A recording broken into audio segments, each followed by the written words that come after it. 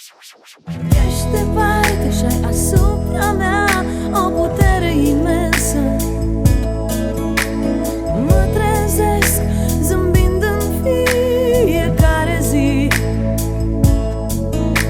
Ce șansă că te-am cunoscut, nu mai credeam în iubire de mult. Vreau să rămân în lumea ta plină de iubire. N-am mai fost îndrăgostită așa nici când. Fericirea pe care o primesc, doar cu tine vreau să o trăiesc. Cu tine învăț să iubesc.